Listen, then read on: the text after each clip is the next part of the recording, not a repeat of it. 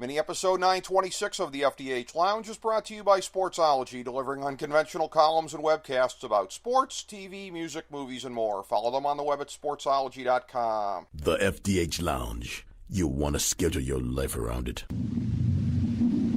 A long time ago, on a gloomy, wet Cleveland spring night, two men stand alone amidst the late-night drizzle. Their voices echo across the vacant station parking lot as they debate the merits of the great American radio show that have been missing for far too long.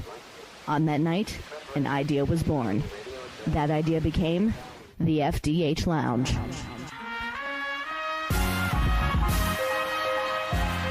Welcome to the FDH Lounge. Hello, everyone. Welcome to the FDH Lounge.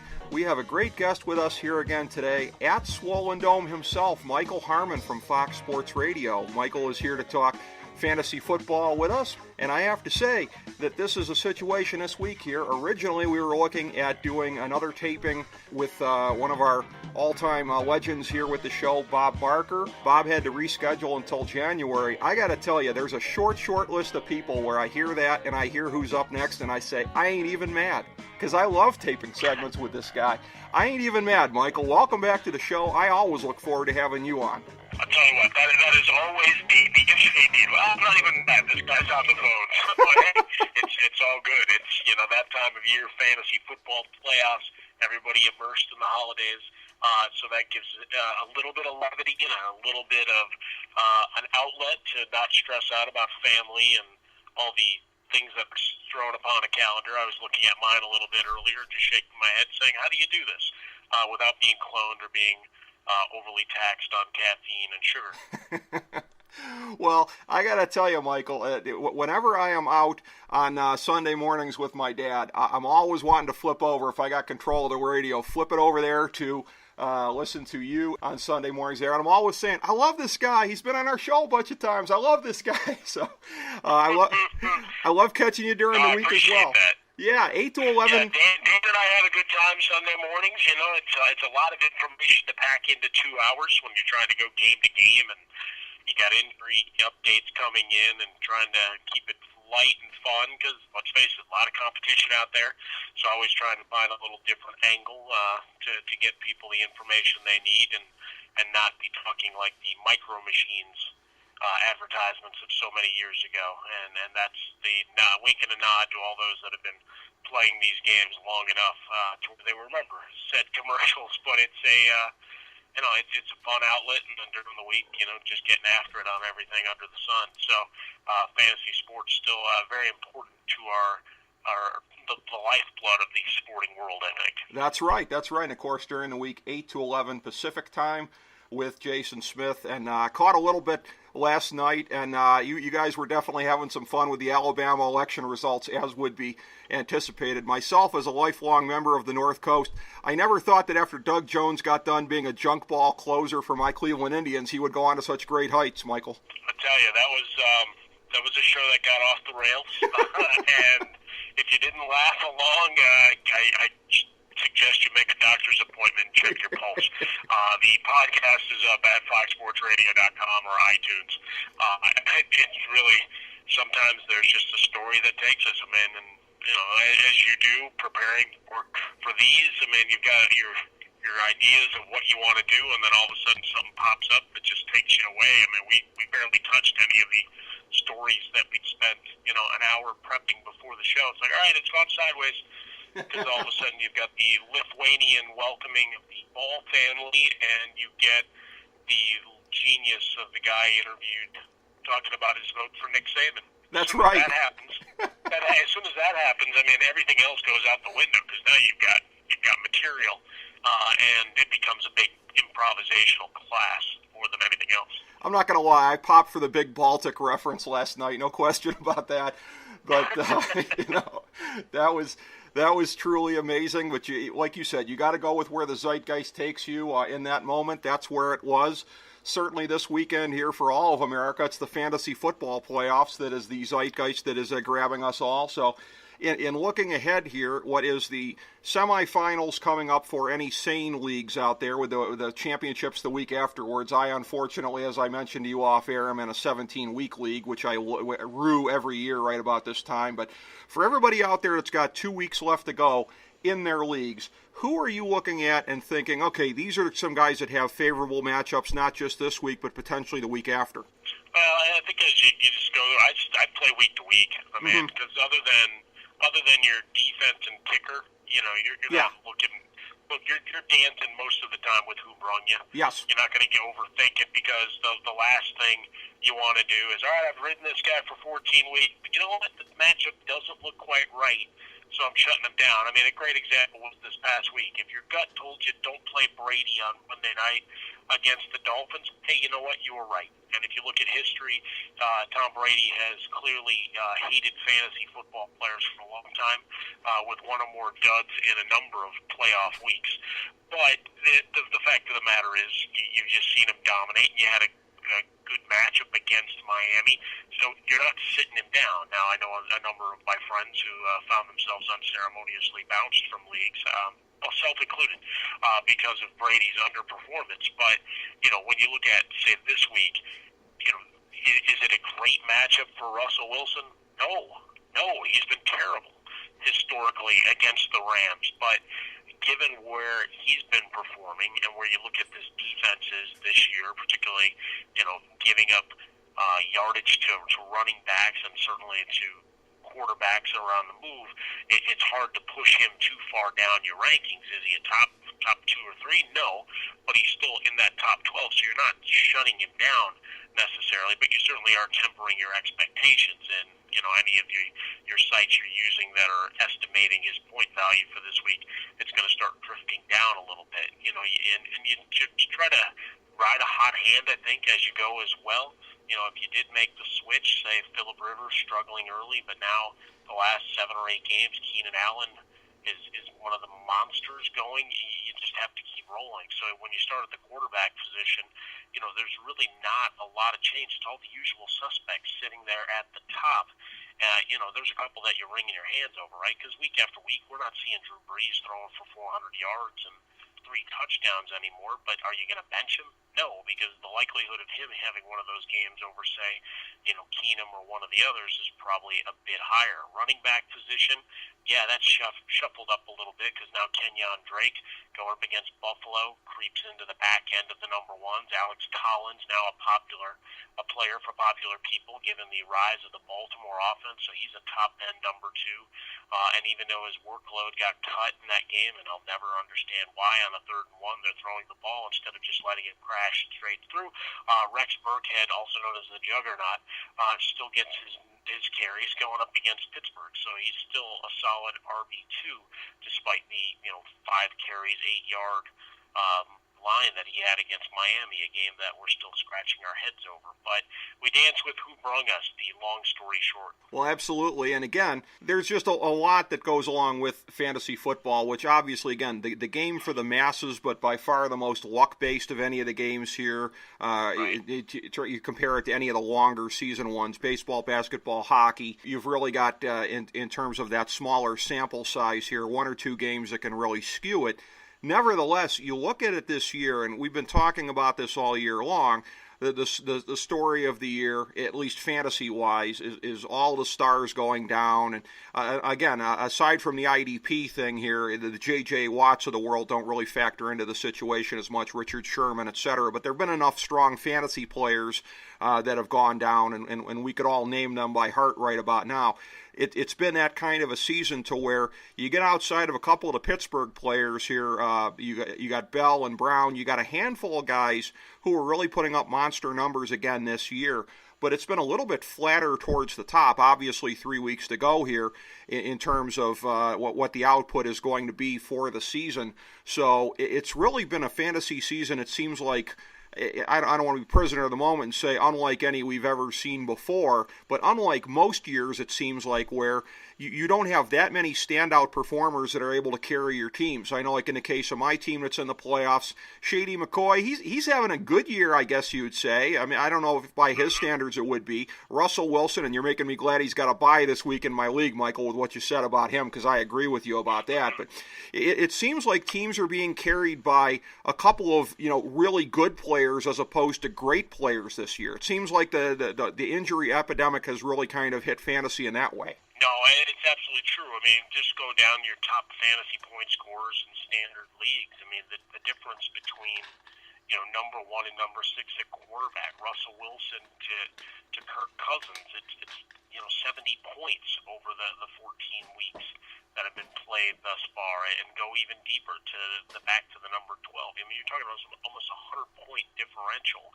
when you go into the running backs. It's so stark between what Gurley and Bell have done with Alvin Kamara coming in third, that you've got this huge drop off. Wide receivers, Julio Jones, we lament the lack of touchdowns. He's still 8th among wide receivers for all of that, for all of the hand wringing that goes through it. Now, it's certainly going forward on draft day, I think people are going to make some other evaluations, and we get caught up in the recency bias, as you said, with saying, this is the worst ever.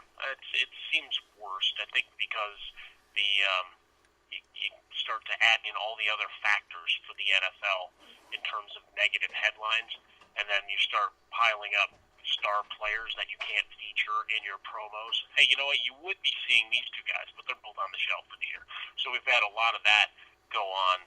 That hurts the league as well. And I think there's already not that everybody's going negative on the NFL, but certainly this is just another downer story when you see the number of guys that have gone down. This week, it's why Aaron Rodgers' return is such a big deal. Sure, mathematically, they're 6 to 10% chance of making the playoffs based on the schedule and everything that has to happen, but it's still, you're saying there's a chance kind of thing is what flows into this. So, don't never tell me the odds, or I'm supposed to spout off a bunch of Star Wars lines while I'm at it, because it's nerd week across the vast sports spectrum as well. But I think it's you've had a couple of new heroes rise, but even we had a few guys early on that looked like they were going to become the next big thing. A guy like Dalvin Cook, and all of a sudden, well, that's torn out of your lineup. The second running back right away, Spencer Ware, never gets started, and all of a sudden you've got these holes in your lineup blown before you played 2 or 3 weeks of the season. And depending on how your league's set up, you may not be able to make a ton of moves. You may not, if your rosters are deep enough, there may not be stuff on the bench. I'm in one where there's 20 players per roster. Wow. Trying to find someone who's viable on the bench. If you lose a starter and your roster has a couple of those handcuffs or tertiary roll the dice, maybe they get a break down the line kind of guys, man, there's not much on the waiver wire. And in the industry world, it's one of those leagues, guys aren't very keen on trading with one another either. Right. They don't want to make the move that ends up sabotaging their season, and then they get a bunch of columns written about how big a dope they are. So they don't do it. So everybody sits on that. So you may be playing a guy who's only getting 5 touches a week at the running back position as your RB2. So, that's the type of league. But one thing that I can say is all these injuries it allows me to get back and do the stump speech on including the free agent acquisition budget in your leagues, either for real or fictional purposes in terms of the dollars spent, because it makes things get a little bit crazy and makes people have to bid, and it's not just based on 2 bad weeks out of the gate and someone gets to start stacking their team and all of a sudden, hey, they're a juggernaut because anybody that was valuable on the waiver wire they were able to pick up while they were downtrodden at the front. Like, I like that there's a competition that has to go through, and you've got to be judicious with your budget. But that's a whole other thing for another time. But it's certainly been a crazy year in that regard. Just trying to keep pace with where the touches, targets, and coach decision making are happening, especially now where you've got 12 to 15 coaches who may be looking for other employment this next year. Absolutely, but I gotta say too, I think going full circle on the fantasy stuff here as we go into the fantasy football playoffs here for everybody, the semifinals and then the finals in most leagues in the next 2 weeks here. This season, has it not? I mean, from what you just said there, it seems like this season has really been more of an advertisement for the fundamentals and kind of going back to basics than what we generally see. Because I know, like, beginning of the year, in my one league where I got Shady McCoy kind of later in the first round, I looked at it and I was like, okay, I'm not that excited about it, but it's what the board tells me to do. I would imagine a lot of the people who took Todd Gurley kind of felt the same way. I think he was probably going late second round, early third round, which was a good spot for him. It turned out to be a great spot, but a leap of faith if you look at what he did a year ago. You probably didn't feel that great about it, but if you just trusted the process, so to speak here, trademark Sam Hinkie, yeah. I mean, this is what you have to do, and I think this year really kind of bears it out, doesn't it, Michael? Yeah, absolutely true. I mean, you're looking at Le'Veon Bell, of all those guys up at the top, he's the one guy that, was the set it and forget it, right, at the top of the board. You drafted him. And even there were some questions coming in, but when you looked at the running back position, it's like, all right, I'll take him because the workload is going to be there as a runner and receiver. Other than that, you started going down the line going, all right, if New Orleans commits to the run, ... Well, you've gotten rewarded. Mark Ingram sitting there as, the fifth or sixth player on your board in terms of fantasy points in standard league. Kamara has been a marvelous find for them, nearly 1,300 total yards and 11 scores already. Folks missed him in Week 14. If your league playoffs started, hopefully you succeed and proceed to steal from Calipari, and you live on to have him back in your lineup. But, otherwise you're looking at guys, bad teams that committed to running the football. Jordan Howard, the aforementioned McCoy. You look at Lamar Miller. The fact that Foreman got hurt allowed Miller to keep his workload, and be curious to see what his numbers would look like had Watson not gotten hurt. A guy like Alex Collins breaks through. I mean, you got some of your traditional running backs, and even for all the mess that was Ezekiel Elliott, to show you where the running back position is overall, he's still top 10. And he wasn't very good for the first stretch of games, right, as he got himself into shape. And now obviously missing a chunk of time, yet he's still 10th on the board. Just kind of showing you how fractured things are and where there was value to be had for teams that decided to just stick to basics. You look at Leonard Fournette. They did a great rope-a-dope coming into the season, talking about his ankle and how much they didn't know whether he'd be available, and what they do, they've run him into the ground. Yeah, that's a smart thing to do when you have him, and it's really helped make things look better for Blake Bortles and make him look more like an actual NFL quarterback. It is always a pleasure talking football with you, Michael Harmon. Love listening to you on Fox Sports Radio, as I know our whole audience does, and always a pleasure to get to catch up with you on the show, sir. At Swollen Dome on Twitter, and thank you so much for being on with us again today, Michael. Great things ahead. Look forward to the next time when we're talking about the fantasy titles we didn't win and setting up the shop for 2018. And when you're ready to do the drunken rehash of what happened this year overall and who let us down in the finals, you let me know. If I can just let off a bunch of expletive, riddled kind of statements, I'm there. Well, there's no dump button, unlike your chosen medium here every night, Michael. So we can let our freak flag fly, no question about it. Let people see a different Michael Harmon, no editing whatsoever on him. He may or may not be hammered, and now he's cursing about players who let him down. Festivus taken to the 100th level. Oh, well, I hope to avoid that fate myself. I still have a theoretical chance at a title. I'll see if I can close it out in the next 3 weekends, I should say. But always a pleasure having you on, Michael. Thank you so much, and thank you, everybody, for tuning in today to the FDH Lounge. As we bring the show to a close, we would like to extend our deepest gratitude to NBC, CBS, ABC, Fox, all Clear Channel affiliates, TNT, TBS, USA, UPN, Deadspin.com, YouTube.com, YTMND.com, MySpace.com, various blogs, Fox News, CNN, CNBC, MSNBC, IamBoard.com, Billboard.com, Google.com, ESPN, ESPN2, ESPN News, ESPN Classic, NBA TV, NFL Network, Sports Time Ohio, Athlon Magazine, Comedy Central, Cartoon Network, The Boomerang Channel, QVC, BET, The Spice Channel, Steno Notebooks, Manwich, Papermate Office Supplies, waitresses, strippers, bartenders, garbage men, janitors, microwave popcorn, the writers of The Office, Scrubs, Entourage, My Name is Earl, Oz, Metalocalypse and the Boondocks, Aquafina, and the Periodic Table of Elements.